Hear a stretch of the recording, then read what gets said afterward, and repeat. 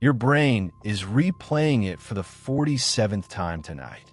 The things she said, the email you sent, the look on his face when you explained yourself. You're not weak. You're not crazy. You're doing something that has a name in clinical psychology. Rumination.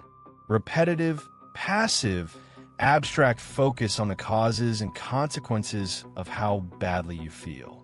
Susan Nolen-Hoeksema spent 30 years showing that women do this nearly twice as much as men, and that this single habit is one of the strongest predictors of depression, anxiety, and binge eating science has ever measured.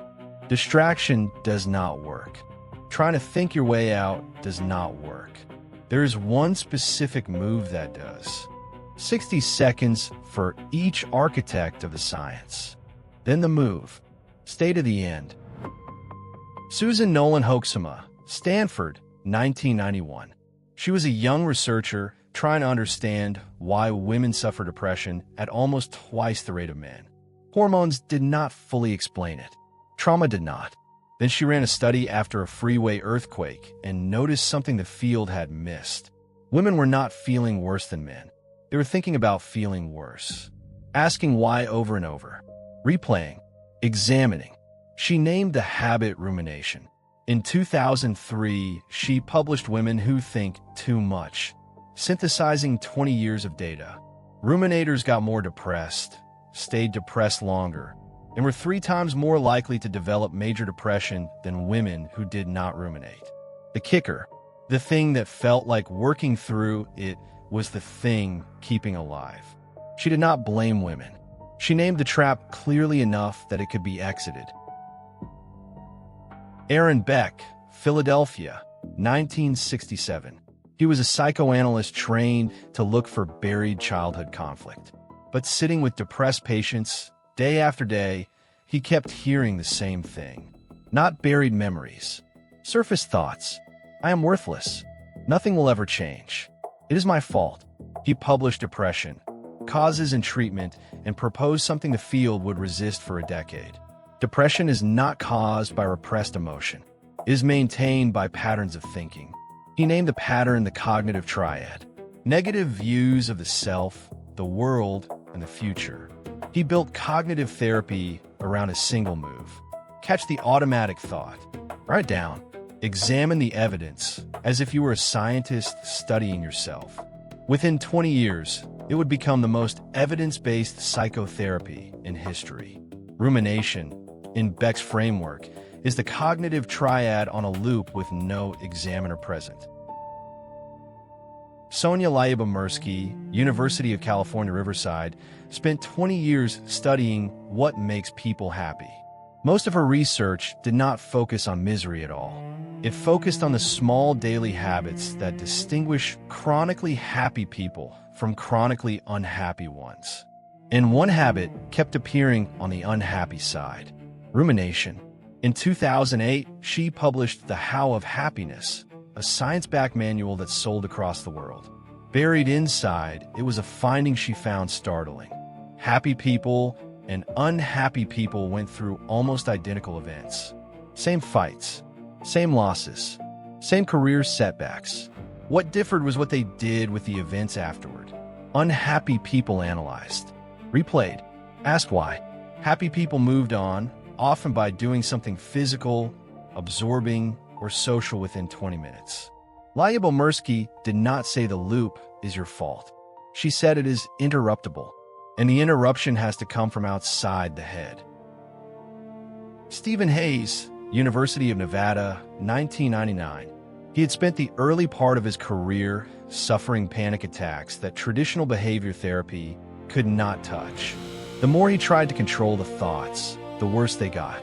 Out of his own crisis came a method with one of the strangest names in modern psychology: acceptance and commitment therapy.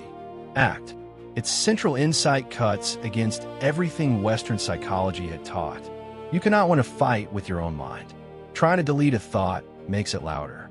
Trying to replace it with a positive one teaches the brain the original thought was dangerous. Hayes proposed a different move: defusion. Step back from a thought. Watch it instead of being it. The mind says I am worthless. You say my mind is having the thought, I am worthless. The thought does not change. Your relationship to it does. Rumination ends not when the loop empties. It ends when you stop standing inside it. Edward Watkins, University of Exeter, spent 2 decades doing what nobody else had bothered to do. He built a therapy specifically for rumination. Not depression, not anxiety, the loop itself. In 2016, he published Rumination-Focused Cognitive Behavioral Therapy, a manual based on a series of clinical trials that beat standard cognitive therapy for recurrent depression. Watkins discovered something practitioners had missed.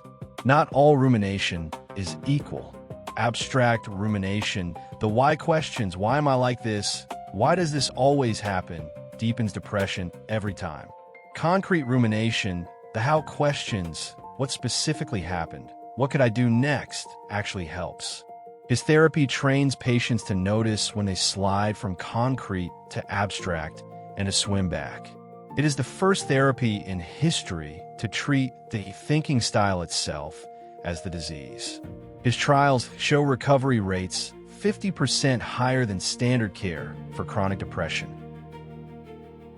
Marsha Linehan, University of Washington, 1993. She had spent decades treating women with chronic suicidality and borderline personality disorder. Patients' standard cognitive therapy could not reach. She published cognitive behavioral treatment of borderline personality disorder and built a method called dialectical behavior therapy, DBT. Her radical contribution was a single skill set Western therapy had almost completely ignored: distress tolerance. When you cannot solve the problem and cannot stop the pain, you do not analyze. You do not ruminate. You change the temperature of your face with cold water. You move the body intensely for 90 seconds. You hold ice in your hand. Linehan called these tip skills, and they hijack the body's physiological state faster than thought can. 2 decades later, she revealed she had developed DBT from her own years inside acute suicidal crisis. The most cited therapist of her generation built the manual she had needed. David A. Clark, University of New Brunswick, spent his career studying a phenomenon almost everyone experiences and almost no one talks about: intrusive thoughts. The sudden image of pushing a stranger off the platform. The flashing thought that you might harm someone you love. The bizarre violent or sexual fragment that appears unbidden. Clark's research, summarized in Intrusive Thoughts in Clinical Disorders, showed something most people never learn. Roughly 90% of healthy adults have these. What separates a normal person from one with OCD or chronic anxiety is not the thought. It is the meaning the person assigns to it. The healthy person thinks, "That was weird," moves on. The vulnerable person thinks, "Why did I think that? What does it say about me?" And rumination begins. Clark's contribution to the rumination literature is brutal and freeing. The thought is not the problem. The interpretation that the thought matters is the problem. Norman Farb, University of Toronto, 2007. He ran an fMRI study that quietly changed how the field thought about self-reflection. He scanned meditators and non-meditators while asking them to think about themselves. 2 distinct neural networks lit up. The narrative network, the story of who you are, stretched across past and future. The experiential network, the body in this moment. Breath, heartbeat, the sensation of sitting. Non-meditators ran almost entirely on the narrative network. Trained meditators could switch into the experiential network at will. Farb called the move decentering, stepping out of the story into the body that is having the story. Rumination, by definition, lives in the narrative network. It cannot run while attention is genuinely in the body. This is why a single deliberate breath, fully felt, interrupts the loop in a way no thought ever can. The exit is not in your head. It is in your skin. 8 architects, 1 trap, 1 exit, Nolen-Hoeksema named the loop. Beck showed it is patterned. Lyubomirsky showed it is interruptible from outside the head. Hay showed you do not have to win the fight inside the loop. Watkins showed concrete questions break it where abstract ones cannot. Linehan showed the body has a faster off switch than the mind. Clark showed the thought is never the problem.